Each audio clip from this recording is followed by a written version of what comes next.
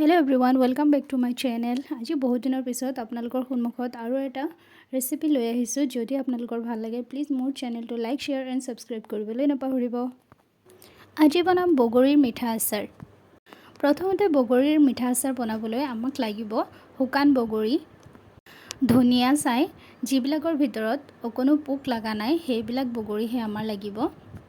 সেইবিলাক বগৰী আমি ভালকৈ পানীত ধুই ল'ব লাগিব। ধুই পেলাই সেইখিনি ধুনীয়াকৈ কিবা এটা পাত্ৰত সেইখিনি ভিজাই থৈ দিব লাগিব 1-2 ঘণ্টাৰ কাৰণে, যেতিয়ালৈকে বগৰীখিনি কোমল হৈ নাযায়। আৰু সেইফালে অলপ মছলাও বনাই ল'ব লাগিব। মোৰ তাত আছিলে সৰিয়হ, জিৰা আৰু জলকীয়া। এইখিনি মই ভাজি ধুনীয়াকৈ পেষ্ট এটা বনাই ল'লোঁ, গুড়ি বনাই ল'লোঁ। আৰু এইফালে মই লৈ লৈছোঁ গুড় অলপমান।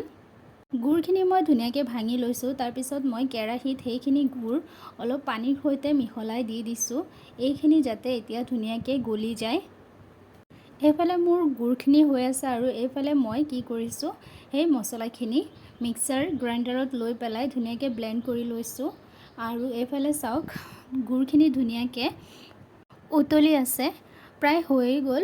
এতিয়া আমাৰ বগৰীখিনি দি দিব লাগিব। বগৰীখিনি দিয়াৰ আগতে মই এটা কথা ক'ব খুজিছোঁ আপোনালোকক, বগৰীখিনি মাজে মাজে ফটাই দিব লাগিব অলপ, যাতে বগৰীখিনিৰ ভিতৰত ধুনীয়াকৈ গুড়খিনি আৰু পানীখিনি সোমায় আৰু ধুনীয়াকৈ কোমল হৈ যায় আৰু মিঠাখিনি যাতে বগৰীৰ ভিতৰত সোমাই যায় ধুনীয়াকৈ।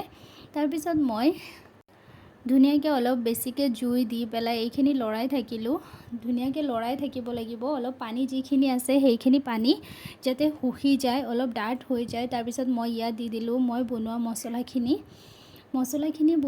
দিয়াৰ পিছত মই ধুনীয়াকৈ লৰাই থাকিলোঁ। এতিয়া চাওক অলপ ডাঠ হৈছে আৰু কিমান ধুনীয়া হৈছে। টেক্সচাৰটো আপোনালোকে চাইছেনে কিমান ধুনীয়া হৈছে আৰু খোৱাটো খুবেই টেষ্টি হৈছে। মই যেতিয়া অলপ ট্ৰাই কৰিছিলোঁ, মোৰ হাজবেণ্ডে খুব ভাল পায়, তাক ট্ৰাই কৰাইছোঁ। বাই।